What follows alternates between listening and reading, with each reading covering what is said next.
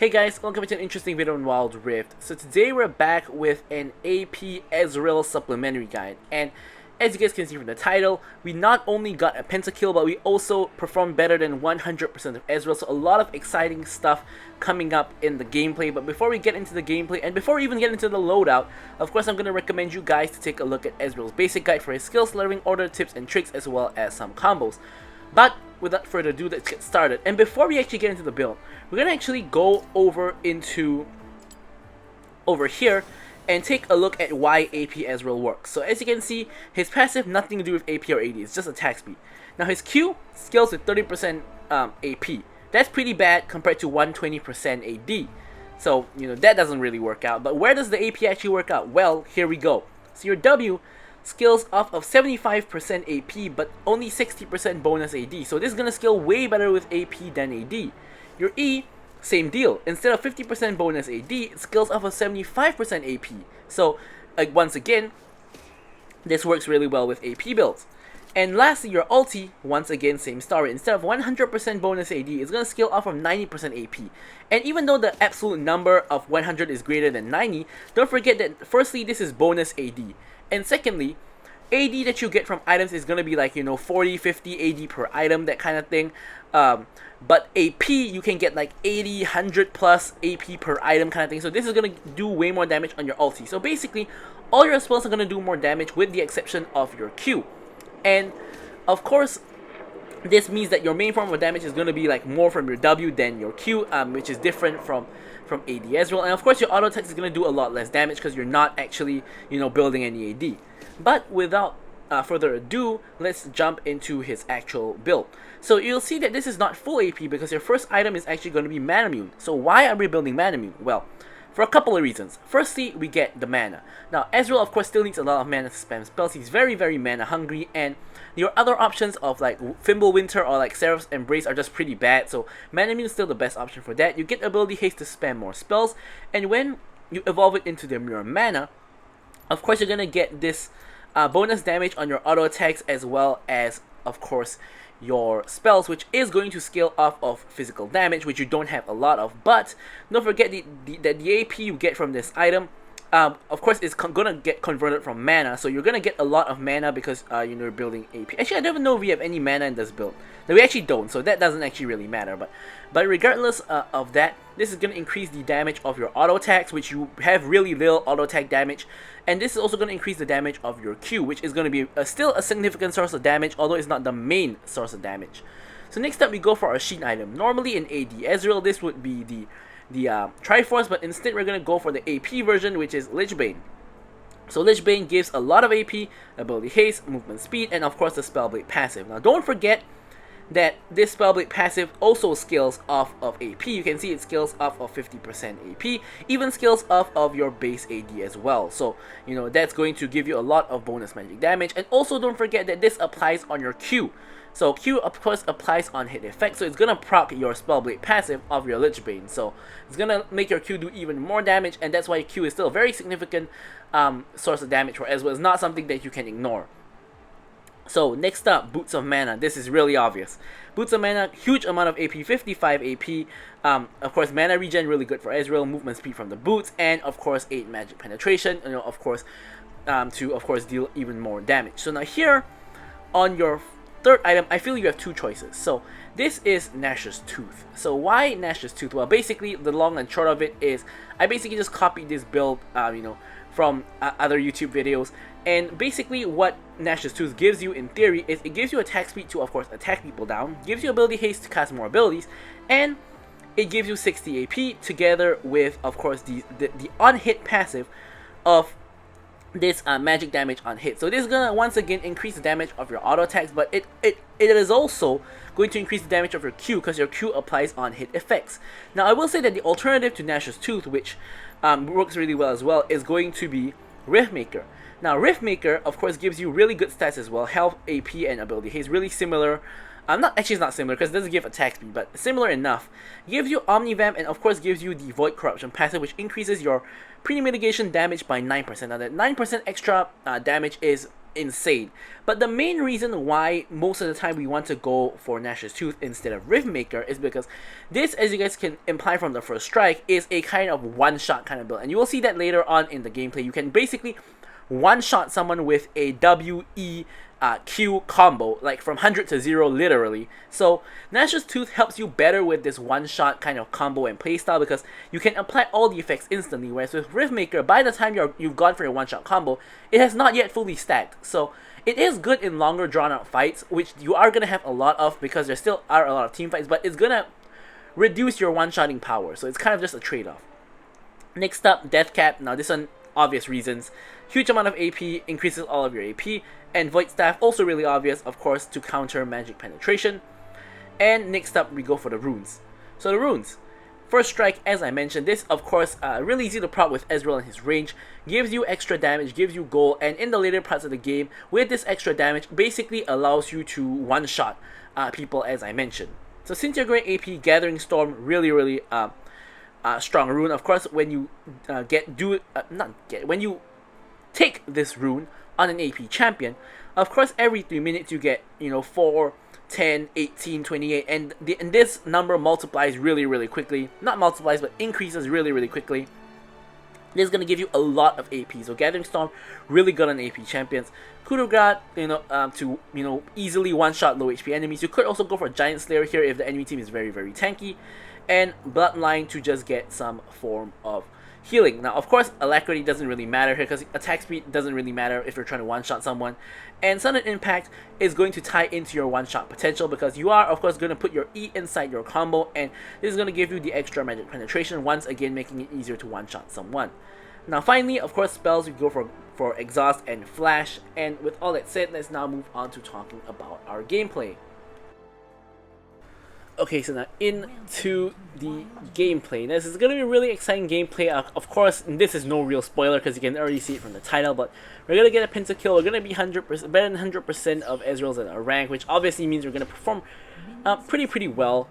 And yeah, so hopefully you guys are going to enjoy, this gameplay. Now, Ezreal, we covered this before, but Ezreal doesn't really care about who your support is. Doesn't really matter, and you pretty much only want to go AP Ezreal if your team is lacking AP. So in my opinion, my team, not too much AP. Yone does a little bit of AP damage. Volibear does also a little bit of AP damage. Nami also does a little bit of AP damage, but not too much in my opinion. We already have a Tristana to of course have the AD kind of DPS, and Yone as well to some extent. So I felt that I needed to go for something AP, and I had already picked Ezreal before, like Tristana and Yone showed up or something like that. I think maybe Yone might have showed up, but Tristana didn't show up yet, so I thought Ezreal was fine. So this is when I had to pivot and go for this AP Ezreal build. So of course, generally speaking, you don't really want to go for AP Ezreal because why do you want to go for an AP champion in the bot lane when you should be going for AD? But pretty much the reason is because we don't have any other AP on our team, and the enemy team can build tanky if they want to, like Malphite, Jax. They can of course build all those armor items if we are full AD, and we're gonna just lose because of team comp, which is really bad. So of course I was also aware of this build, but I wasn't actually planning to actually do a video on it or use it, but since this match went so well, then of course here we are. So the first important thing to note when you're playing AP Ezreal is that most of your damage comes from, of course, your W. W is the one that's gonna do more than half health of someone's damage. So anyways, here we get a very nice gank off from the Volibear, and this forces both of Zeri's sums as well as Malphite's flash. So this gives us a huge advantage in lane. We even interrupt Malphite's back, and Volibear is coming to loop around for the dive. So here, important thing to note is wait for someone else to take Tara aggro. In this case, it's Nami. Unfortunately, Nami doesn't reset the aggro before she dies, but yeah, so we let someone else take the aggro, and then we can go in to, of course, finish off the kill. So we managed to get a tower plate, a little bit greedy because we almost got caught by Zeri, but we are able to, of course, simply just walk away. So another thing to note about AP Ezreal is despite your W being your main point of damage, remember that initially we're still building Mana Immune, and remember that Q is still a very key source of damage for us, so we still want to max Q. But the difference here with AP Ezreal is after you max Q, instead of maxing E, you want to max W, because you want to, of course, increase all of your damage and your ratios on your W. You want to max your W next, and then you max your E last. So the sort of trade-off of this is you are going to be a little bit more vulnerable in general throughout the game because your E cooldown is going to be longer. But overall, you know, it still works out fine. Now, Volibear comes to a repeat gang because obviously no summoner spells on the enemy bot lane. Or technically this is top lane, but you know what I'm trying to say, the enemy bot lane. So another free kill goes over to the Volibear. Now, the really underrated kind of jungle trick here is to just repeat gang because you're already forced the summoner spells. It's pretty much free. Here, Jax tries to come in 1v3. And here Zeri tries to help him out. Here I pop the ulti, we pop the Jax, and we also get a kill on Zeri. It's pretty much, the game's just starting to snowball in our favor at this point. Of course, Volibear has pretty much gotten all of the kills. He's gotten 3 of the kills out of the 4. I've gotten 1. So Volibear definitely getting really fed, but of course we're doing really well as well. So here you can see, we're out of tower range, we're trying to attack the Malphite, and here Volibear comes in for another dive, and this time we juggle the turret aggro perfectly, and neither Nami nor Volibear die. So we managed to scoop up another kill onto the Malphite, and here we're gonna be able to also scoop up a little bit more tower plates. But of course, we have pretty much the whole enemy team here, like Yasuo and Zeri just coming over.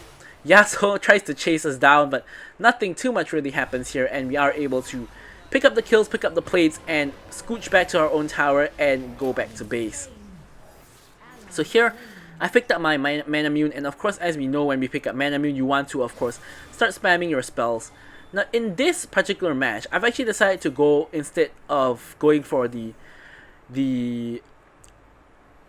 Magic Pen boots, I've actually decided to go for armor boots because there's so many AD threats on the enemy team. That we have the Jace, we have the Jax, the Yasuo, the Zeri, so many huge AD threats. Malphite's actually building full AP instead of building tanky, but either way, you know, armor boots is still a really good purchase for this particular match, and it's gonna help us negate so much damage in the game. So here, they've left the tower unattended, so what are we going to do? Of course, we're just going to focus down the tower. Zeri is back, we're going to dodge the W, sidestep it, and you know, just pick up another plate. Tower is almost down here, but Dragon and Herald are both about to spawn soon. So you notice that we have taken first strike here. So one of the ways you can actually just use the first strike is to actually just use your ult to proc first strike to just get the goal and to just do damage. You don't always have to only ult someone who's like 1 HP or something like that. You can always ult full HP targets. Of course, this ult is not to ult full HP targets, but it's to check for dragon health. Anyways, here Volibear goes in. Jax does secure the dragon, but he does go very low. Runs into Tristana, who finishes him off. And here we're able to finish off Yasuo. Zeri is now on the run. We unfortunately do get slowed by Zeri. Malphite's about to run into us, but he does end up walking the other direction. Malphite ults me, but you know, he can't kill me by himself. He doesn't even have a full item completed. He tries to run me down, but I can just E over the wall and I'm back to safety. In the meanwhile, while Malphite is distracted, Volibear is going onto the Zeri and does get the kill. Nami CCs the Malphite for the Volibear to get another kill. And once again, it is complete disaster for the enemy bot lane. Now we're 3-0-6 at this point. Volibear 100% KP, 5-0-4. Just pretty much ganking our lane non-stop. This is a hard camp from the Volibear. Of course, shutting down the Zeri, shutting down the Malphite, and of course getting you know, us 3 ahead. So here, Volibear does end up going down, but you know, with the help of Nami, we managed to bait the Jax into chasing her down, and I'm able to pick up a pretty much free kill onto him. Now here, the enemy bot lane is back, so I can't really force down the tower. Of course, we're still trying to get that first tower of the game. Mid is really low, top is really low as well, and we're just trying to get one of those towers to get the juicy first tower gold. Now, I can see here that on my back, I've actually, of course, picked up my armor boots, as I mentioned, and I've also picked up the Sheen. Of course, Sheen, really crucial item for Ezreal's damage. You know, even going for AP build, you know, this is going to increase the damage of your Q and, you know, other spells by a lot. Here Malphite goes in. I actually end up dodging his ulti with my E by Eing aggressively forward, and he ends up ulting the air, and we are able to finish off the kill onto the Malphite. Now I think if that ulti hit me, I actually might have died here because I was really low after the whole fight. So end up being a pretty good dodge with the aggressive E. And here we're gonna finally get this tower. So here I get really good damage onto the Zeri. Here I ult her thinking she would run away, but she's for some reason still trying to defend the tower, which is kind of interesting decision by the Zeri. But she doesn't end up trying to defend the tower, so I actually don't actually get the snipe onto her. So she is actually able to escape, actually because of her greed to defend the tower. So here, now that we've gotten the tower, we've gotten a lot of gold. We want to actually back. I'm here. I'm already. I already have enough to pick up the Lich Bane, so I already have the Lich Bane completed, and we're starting to ramp up. Now I think that the point where you really get strong is when you reach like 3 items. Of course, having your mana minion evolve into Mere Mana, the Lich Bane, and the Nashor's Tooth / Riftmaker, and yeah, so really strong build. Now here, Yasuo already uses Wind Wall to just block 1 W. So no Wind Wall for Yasuo. Now here we have to be really cautious because of course Malphite has ulti and he is next to a Yasuo. So if we get hit by a Malphite ulti, means we'll get hit by Yasuo ulti as well. So we don't want to overstep and pretty much get wombo combo here. So here, now that we've cleared top, all we're doing is we're staying in mid to clear minions. Tristana has roamed to bot for some reason. And here we're just trying to hold mid in the meanwhile.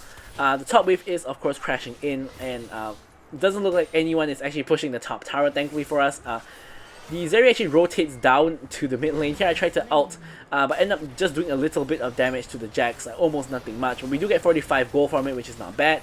Here Volibear goes in, and here the whole time I'm just struggling to catch up to the fight. Yasuo ends up going in on me, I exhaust him. He does end up killing Nami. Here Volibear does end up trading the kill onto the Yasuo, so overall still a good trade for us. Malphite comes in from the side, and really funny change of events. He misses the ult, but I flash in anticipation that he will hit me with the ult, and I end up just flashing nothing. Basically, it's pretty funny what just happened here, but yeah, these kind of things do happen. Of course, you can't be waiting for the Malphite ult to actually hit you before you flash. You have to like kind of see him coming and then you flash, and that's kind of what I tried to do here. But it turns out that I didn't actually even need to flash at all. Yeah, but it's pretty comical. What happened here. Here I get the ulti down onto both the Zeri, Yasuo, as well as the Malphite, and you can see here that gave me 159 gold, which number 1 chunked the Malphite low, number 2 interrupted the Zeri back, and number 3 chunked Yasuo like one third health as he was walking on our base as well. So that was actually a really high value ult right before the dragon, because this means that Malphite and Zeri both have to recall, and Yasuo here either has to recall again or pick up some fruit or come with low health. I'm gonna assume he picked up some fruit here, just because he's at the fight really quickly and with full health. So here we secure the dragon, and here now we're just trying to clean up the kills. So we get the kill onto the Jax. I'm smacking the Yasuo around. He's flying all over the shop, and we finally managed to secure the kill with a couple more auto attacks. And yeah, so of course, we're slowly ramping up, not yet at the 3rd item, but about halfway there to getting that Nashor's Tooth. So here we're just going to push in this wave. Of course, the whole enemy team is dead except the Jace. So here we do have time to just push in the wave, and then we can of course back off and recall. Now I know that the Poro can see me, but I don't expect anyone to stop me. Jace could EQ me, but I really didn't think he would do that. If he did, we could always just start a fight. So here we complete our Nashor's Tooth, which of course, as I mentioned, is a major power spike, because when you hit 3 items on AP Ezreal, you're going to start to hurt. You might be able to one-shot some very squishy targets, but you really are going to start to hurt. So let's try to see if we can see any of that damage in action here. So here I'm just hovering the Tristana, trying to see if Yasuo overcommits. Yasuo ends up not actually overcommitting because the Volibear is coming in from behind from the gang. Now, this is the really awkward one where I'm trying to just reach the fight, but I end up really doing nothing much. I end up missing my ulti. I pretty much have done nothing in this fight so far. Malphite goes in. I'm finally able to have a target to hit, and I basically nearly one-shot the Malphite. Volibear picks up a triple. And yeah, so we did just basically contribute the fight purely just by chunking the Malphite out for the Volibear to kill. But yeah, that was a really awkward fight where I was struggling to reach the fight, and yeah, it did not work out too well. So here Jax tries to come in on us. Here we're just gonna pop the exhaust onto him, and he's doing a really good amount of damage onto us, but slowly but surely we're able to of course finish him off. He is decently fed, I guess you could say, so he's not to be trifled with. Now here I tried to get damage onto Yasuo, but unfortunately Wind Wall blocked the majority of my damage. Here I'm gonna pop the ulti to clear the wave, chunk the Yasuo, and so on. So now that this is all done, I'm just going to, of course, hit back over. I was going to recall, but I see a blue buff up, so I'm going to get the blue buff and recall. Of course, Ezreal gets, really benefits from blue buff with the cooldown reduction as well as the mana restoration. So here we're going to back. We pick up the stasis for safety purposes. Of course, we're at 7-0 and 10 at the moment. We have a huge shutdown. 1k shutdown at this point, and we don't really want to give it over to anyone on the enemy team. Honestly, really, anyone on the enemy team getting a 1k shutdown is going to be really bad, so we really don't want that to happen. Here we can see a fight starting to break out at the bottom lane, and here we're trying to make our way to the fight. In the meanwhile, before we reach there, we're going to pop the ulti. Doesn't actually hit anybody at all once again. Pretty unfortunate. But here we reach the fight. We have first strike up and ready. I say that but we get hit by the Ludens and we don't actually have it ready anymore.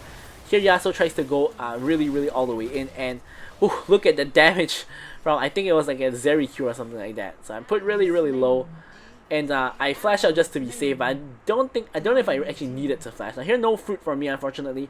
The Zeri is running away together with, she's running away, and me and Volibear are together with the Malphite. There we go, I knew someone else was there, so they two are running away. Now here Volibear trying to chase them down. Here I'm popping the ulti out of vision to get a lot of damage onto Malphite, and I managed to land my WQ at maximum range to finish off Malphite, and this also baits Zeri in to go in on me because I'm 1 HP, and I also have like a 9-0-11 shutdown, so Zeri just completely baited into trying to chase me down, and Volibear is able to finish off the kill. So pretty beautiful string of play there. Instead of just recalling like a coward, I do have the confidence to you know, eat aggressively for it, finish off the Malphite, and bait Zeri in for the Volibear to kill. Of course, that could have gone catastrophically wrong, but thankfully we did play it properly and nothing went wrong. It all went smoothly, and we did pick up all of the kills.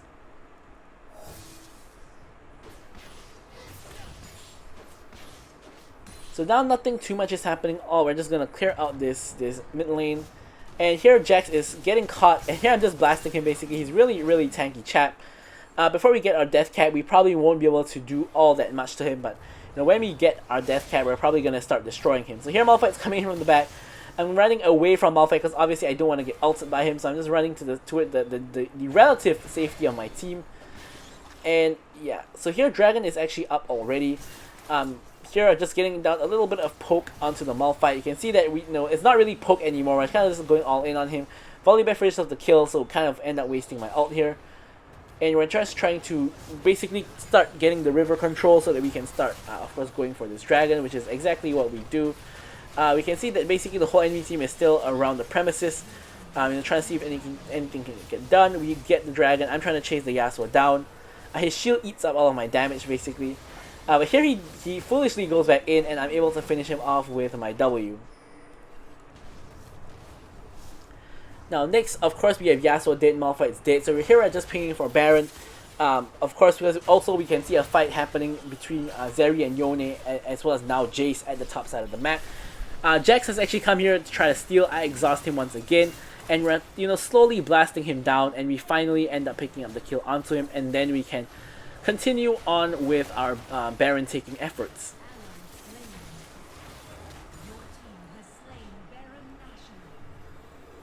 So now in possession of Baron, and with a lot of gold, we're going to be able to back and pick up our Death Cap together with another Amp Tome. Of course, this is going to build towards Void Staff.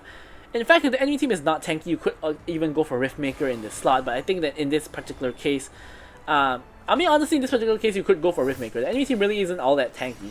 I guess you now do have Jax with the Wit's End, and he is pretty tanky in terms of base stats, but overall I think this would be an okay game to go for Riftmaker last item. So here now with the Baron in tow, we're going to try to push down this tower, and now you can see with the Death Cap, our damage is now going to skyrocket. So here, let's see what happens here. You can see that, boom, we just one-shot the Jax instantly, which we obviously could not do just now, and then we're going to move on to the rest. Here I'm blocking for Tristana, able to pick up the Zeri.